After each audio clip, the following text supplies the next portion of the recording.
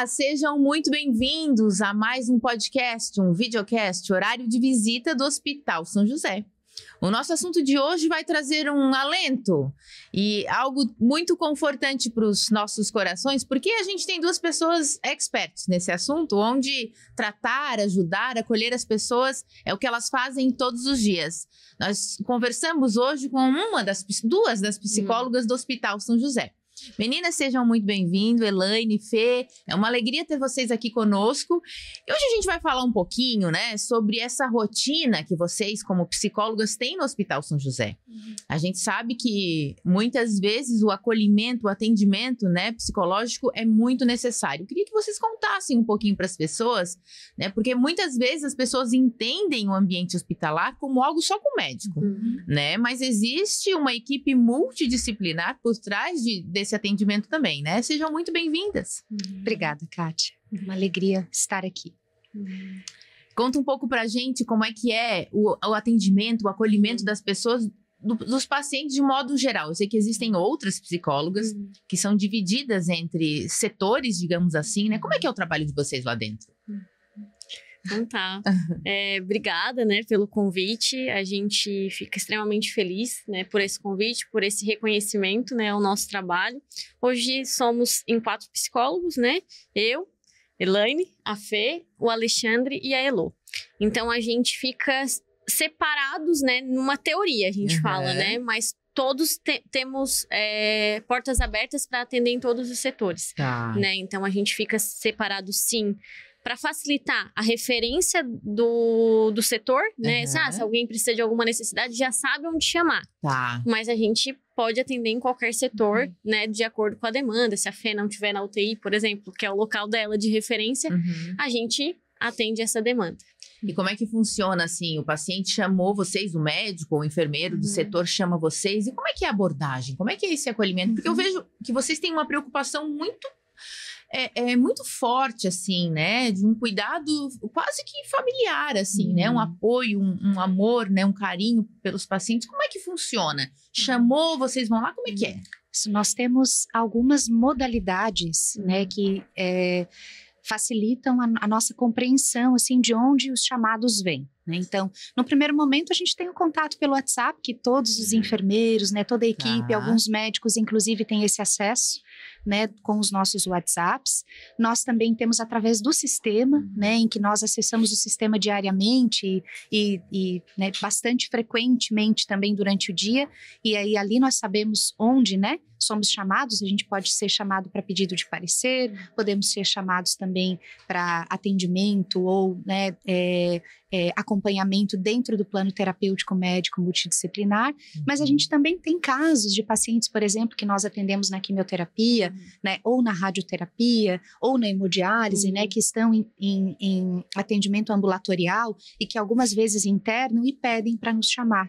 Ou aqueles pacientes que têm uma certa frequência, né, no processo de internação, ou voltam, né, por alguma razão, e aí eles já conhecem, já sabem, né, que nós estamos disponíveis, então eles também chamam. Familiares também, muitas vezes. Familiar também faz parte desse sim. Então a gente se divide, né? A gente divide, na verdade, o nosso processo de chamados, de atendimentos dessa forma. Então, a gente vai atendendo conforme essa demanda. A gente já tem a nossa rotina, né? Mas dentro da nossa rotina, a gente também abre espaço para que nós possamos acolher essa demanda espontânea, né? Que chega pra gente. Eu ia perguntar isso. A gente sabe que o Hospital São José atende tanto pacientes pelo Sistema Único de Saúde, quanto particulares e convênios. Esse atendimento que vocês prestam é para os dois, tanto SUS quanto particular e convênios. Aí chegou ali o paciente, né? Não teve nenhum chamado. Aí como é que acontece o atendimento? Tu falou ali sobre a rotina, né? Como é que acontece então essa rotina? Digamos que não tenha nenhum chamado novo. Como é que é o trabalho de vocês? Então, nós participamos dos rounds, né? Ou nós temos reuniões da equipe multidisciplinar. Além disso, também a gente tem uma ronda, né, que a gente faz nos setores, como a Elaine falou, que cada um de nós fica mais alocado, né, como responsável, a figura responsável por aquele setor. Então a gente faz a ronda e verifica quais são as demandas do dia, né? E aí, ou se a gente já tem pacientes em acompanhamento, nós realizamos então o acompanhamento a partir dessa ronda também que a gente realiza. Verdade. Pode falar. Por exemplo, na sexta-feira é o meu dia de tarde de ficar nos pareceres.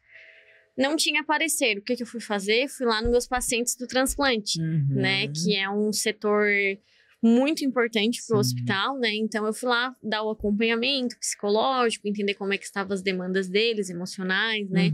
Então, a gente consegue dar uma atenção maior, né? Quando a gente não tem chamado, mas não acontece com frequência. Não acontece. É quase todos os dias, é um número muito grande de pacientes, né? Um fluxo muito intenso, né? Então, a gente sabe a necessidade e a importância. E quando vocês têm pacientes, assim, que ficam, por exemplo, os pacientes da quimioterapia, né? Da oncologia pediátrica, enfim, que ficam durante um tempo longo lá, né? Vocês acompanham tanto eles quanto o familiar? Existe esse cuidado também, né? Com você, de vocês para com eles, né? Sim. O trabalho da psicologia hospitalar, Kátia, assim, na base, né? É sempre focado, né? Claro, o paciente, ele é o centro de tudo para nós, né? Mas a gente sabe que todo o processo a experiência, né, que o paciente vivencia dentro do hospital, ela é influenciada por múltiplas situações, por múltiplos fatores e múltiplas pessoas também. Então, a gente cuida do paciente, mas a gente também cuida da família, a gente ajuda a equipe a compreender as demandas, né, as dificuldades, muitas vezes a se olharem também diante da dificuldade do paciente. Então, a gente está sempre lidando com essa tríade: paciente, família, equipe, né, em termos de pessoas, além do ambiente, enfim. Então, a gente tem uma rede, né, de conexões que nós estamos sempre atentas. Então, nesse sentido, a gente cuida sempre de quem está em torno do paciente, considerando que o nosso foco principal é auxiliar, né, a pessoa a lidar ou a desenvolver estratégias de enfrentamento, resiliência, enfim, a partir da experiência que ela está vivenciando, né, na internação. A gente vê também o carinho que algumas vezes a gente vê, né, acompanha vocês, enfim, o carinho que os pacientes têm também, né, com vocês, né? É quase como se fosse uma necessidade, né, até passar pelo processo ali, né, de tratamento, de cura, enfim, essa confiança que eles, né, depositam em vocês. Isso é automático, e vocês também têm esse carinho e esse apego, assim, e depois quando recebe alta, tem um pouquinho de alegria por estar indo embora, por estar bem, mas também fica aquele assim, não vou mais conversar com aquele... Já teve pessoas que se tornaram amigos de vocês? Eu tenho vários. Tenho vários, assim, de até hoje a gente se encontra para tomar café. Ai, que legal. Né, combina piquenique, olha, né? Principalmente na Oncoped, assim, né? Tem algumas pessoas que passaram pela minha vida, mas que, né, passaram pelo hospital, mas ficaram na minha vida, né? Tenho muita gratidão. Outros adultos também, né? Porque eu acho que nós, na psicologia, né, Elaine, a gente trabalha muito a partir da empatia, do vínculo, da compaixão. Então, essas são nossas ferramentas de trabalho, né? A compaixão, principalmente. Dentro do hospital, isso é muito forte. Nós que trabalhamos com cuidados paliativos também, a compaixão é uma ferramenta muito importante. Só que para a gente chegar à compaixão, Kátia, a gente precisa formar vínculo, intimidade afetiva com as pessoas, né? Ter confiança, né? Exato. Então, não tem como a gente não se manter conectadas a essas pessoas. E a gente escolheu trabalhar com pessoas, né? E isso por si só, né, já nos dá, assim, a garantia de que sim, a gente vai formar vínculos, de que sim. Até eu tenho uma experiência, né, no consultório, eu atendo hoje uma adolescente que foi minha paciente lá na oncologia pediátrica. Que legal. Né? Então ela, Fê, né, como que como é que eu não ia te procurar, né? Lembro daquela experiência que a gente teve, enfim, e aí eu quero fazer terapia contigo. Então, assim, as pessoas, assim como nós não esquecemos quem a gente acompanhou, a gente também tem consciência que não somos esquecidas, né? Sim. Por quem... E o que é mais difícil para vocês, assim, quando vocês recebem um chamado, né? Vocês conversam com o médico, com o enfermeiro para saber o diagnóstico ali, o que a pessoa está passando, conhecem, né? Tomam noção daquilo que as pessoas estão vivendo, né? E depois, como é que vocês chegam até o paciente? Existe, assim, também alguém que não quero conversar e até quebrar essa barreira? Esse processo, assim, o que é mais difícil? Quando uma pessoa recebe um diagnóstico ou quando, não, vou precisar fazer esse tratamento? O que é mais difícil na abordagem, assim, na avaliação de vocês, né? Certo. Para mim, talvez o mais difícil, né, até o momento, foi quando o paciente, ele não acredita, né, no poder da psicologia, né? Muitos já aconteceu e aí a gente, ok, né? não quer ser atendido, a gente coloca o serviço à disposição, Sim. né? Mantém essa... Não é obrigatório. Não é. Tá. Até porque a gente parte do princípio, né, Kátia, assim, que dentro do hospital tudo é obrigatório. É verdade. Sim. Né? A agulha é obrigatório, o remédio é obrigatório. Se alimentar é É obrigatório. obrigatório. Né? Então. Procedimentos médicos, né, em geral, são obrigatórios. Né? A psicologia é um procedimento que não necessariamente precisa ser obrigatório, né? Tem que ser leve, E né? nem dá para ser, né? Porque senão não funciona, não acontece, né? Sim. Porque é de dentro para fora, né? Sim. E se a pessoa sente que não é o momento dela, A gente tá tudo bem, Tudo bem. né? Acho, aí a gente tem o prontuário eletrônico também como uma nossa ferramenta, a ferramenta é nossa a favor da gente, então a gente deixa evoluído, né? Que o paciente não quis o atendimento psicológico no momento, né? Coloca o serviço à disposição. acontece. E isso pra gente também mostra, né? Que ali existe um elemento de sofrimento que não dá para ser tocado.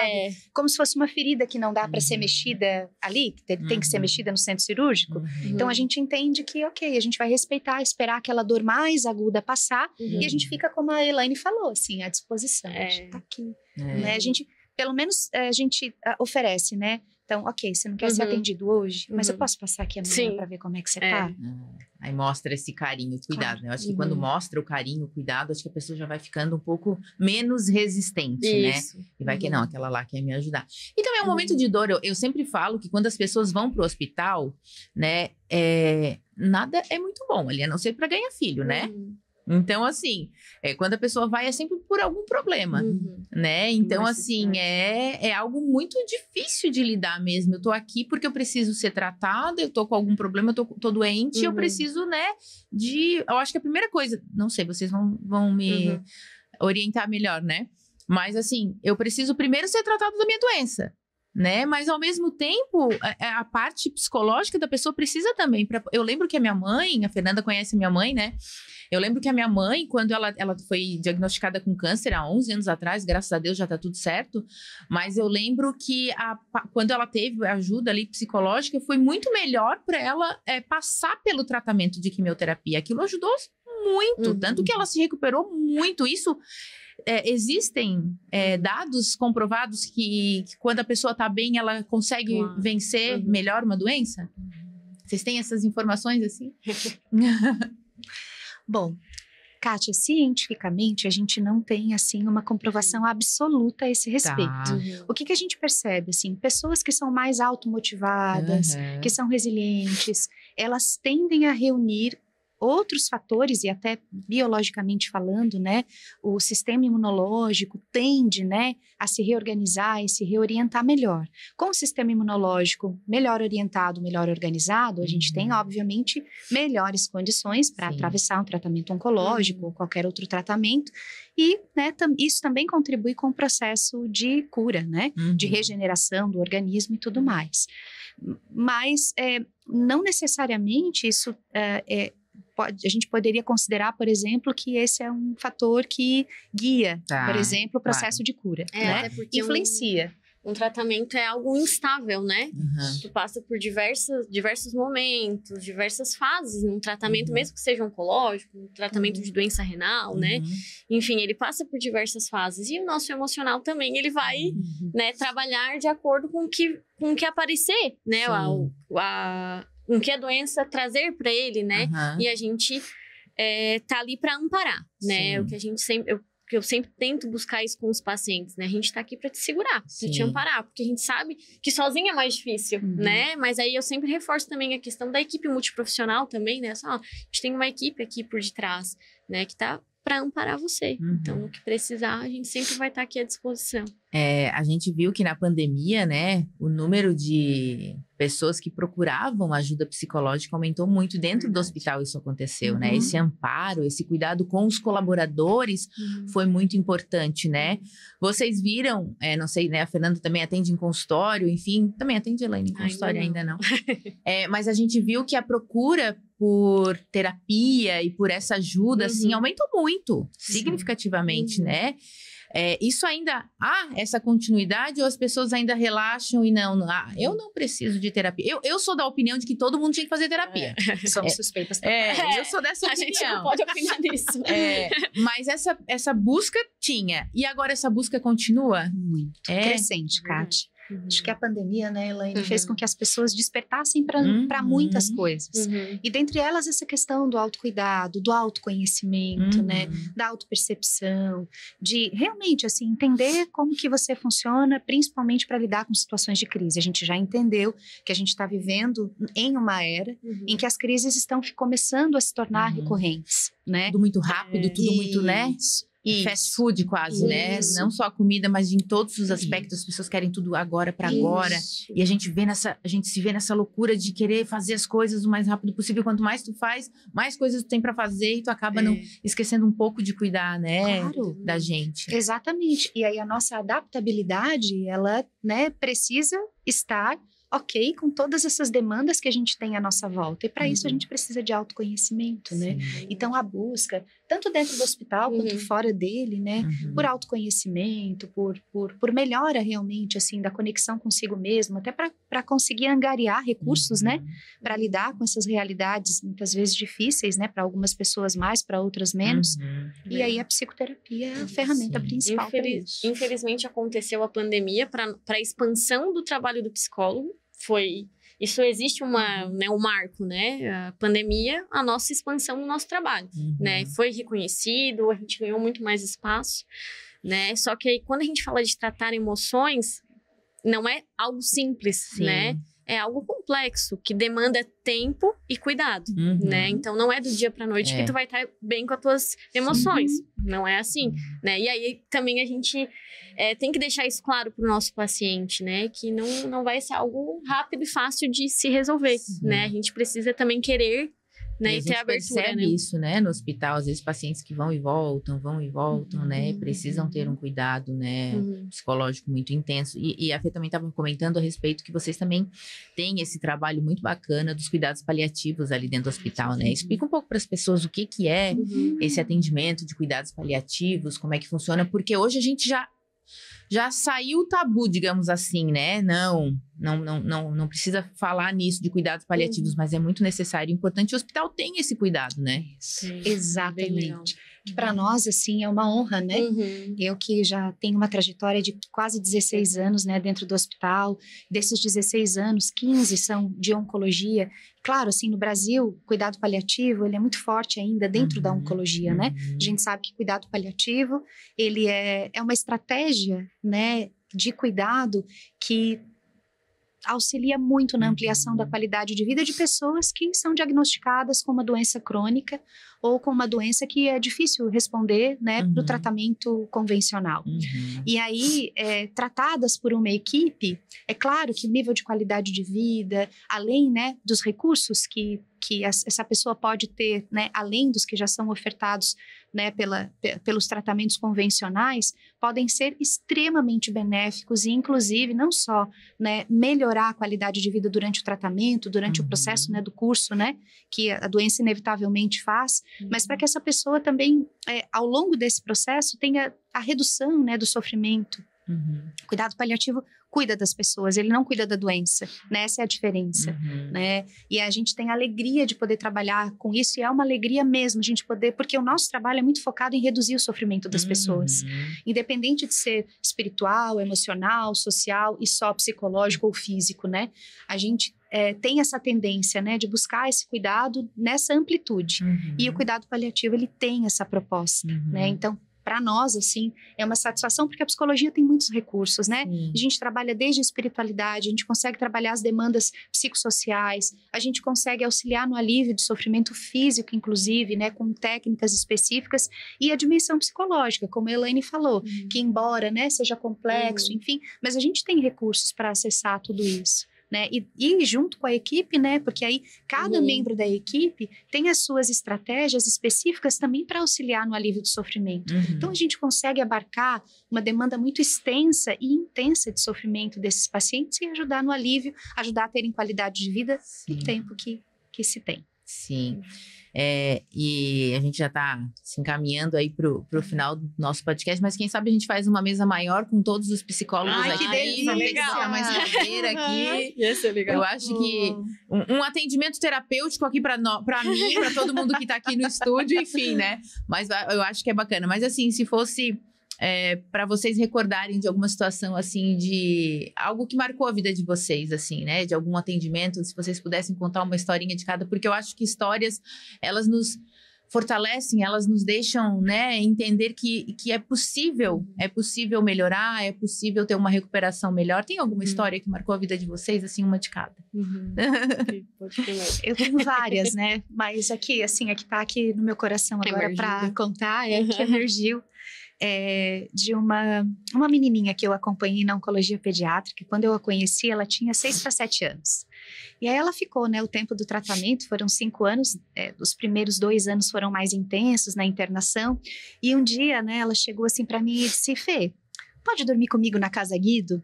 Mas na época, na Casa Guido, só poderiam ficar, acho que hoje ainda continua dessa forma, só familiares. Eu falei, mas eu não sou da tua família, eu não posso ficar contigo ali. Eu iria, claro, né? Sim. A gente já tinha feito festa do pijama, a gente já tinha, né, feito várias atividades ali na Oncoped. E aí ela assim, deixa que eu vou resolver isso. Tá bom, né? E aí ela chegou um dia, né, acho que naquela mesma internação ainda, acho que uns 3 dias depois, ela assim, já resolvi. Olha só, eu quero te fazer um convite. Tu quer ser minha madrinha? Porque assim, eu já tenho a minha avó como madrinha, mas ela já é minha avó. Então, daí tu pode ser minha madrinha. E aí, se tu é minha madrinha, tu é da família. Aí tu pode dormir comigo na Casa Guido. E aí, ok, né? Combinado, fizemos, né? Fizemos o pacto ali naquele momento. Virei madrinha dela. Dormi com ela na Casa Guido, depois da internação seguinte. Mas achei que ficaria por aquilo, né? E aí, eu tenho a alegria de hoje ser madrinha. Né, hoje ela é uma adolescente maravilhosa, jogadora de futebol. Ai, que amor! Nossa, né, que legal. Com quase 16 para 17 anos, né, uma adolescente incrível, e a gente mantém contato. O último aniversário dela, festejamos juntas, então eu, a mãe dela, os pais, enfim, né? A gente virou da família, tem como pessoas da família. Então, acho que isso para mim, assim, dentre tantas outras histórias que me marcaram, essa é a que tá em primeiríssimo lugar. Nossa, que lindo ver o carinho, né, o amor, não só pela profissional que atendeu, mas pelo carinho que se criou, né, ao longo dessa trajetória, né? Sim, que legal. Conta, Elaine, alguma história que marcou a tua vida lá dentro desse tempo no hospital? Então, eu vou contar uma história, né, que mexeu comigo, né? Ela ainda não teve um final feliz, mas a gente não vai desistir, né? Era um paciente do transplantes, que ele foi transplantado, ele estava respondendo muito bem, e depois de 10 dias ele acabou perdendo o enxerto, né? E eu fui atender ele novamente, né, depois que ele estava internado ali no hospital e tal, e eu me emocionei, porque pela vontade dele de viver. Em nenhum momento ele pensou em desistir, né? Mesmo que ele vai ter que voltar para fazer a diálise, né? 3 vezes por semana. Mas em nenhum momento ele desistiu, né? E aí ele falou para mim, Elaine, a gente vai criar um grupo de ajuda mútua, tu vai ver.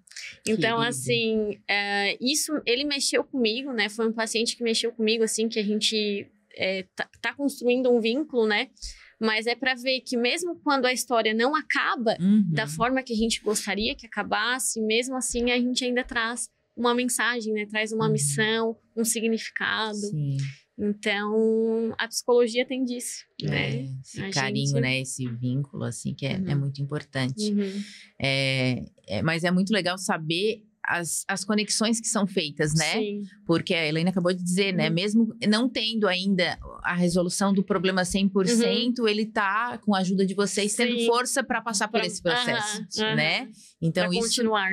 Isso é muito gratificante. Então, olha, que vocês continuem nesse caminho aí, sendo luz para as pessoas, né? Sendo alegria para as pessoas e levando, né, esse conhecimento que vocês têm muito além. Obrigada pelo trabalho que vocês desenvolvem no hospital. A gente sabe, eu sou suspeita, né, porque eu gosto muito do trabalho de vocês.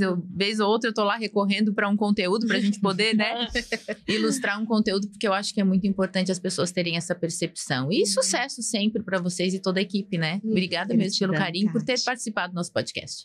A gente que agradece pelo espaço, né? A gente fica muito feliz quando a psico é lembrada, é reconhecida, porque esse é o nosso lugar. Sempre. Gratidão. Obrigada.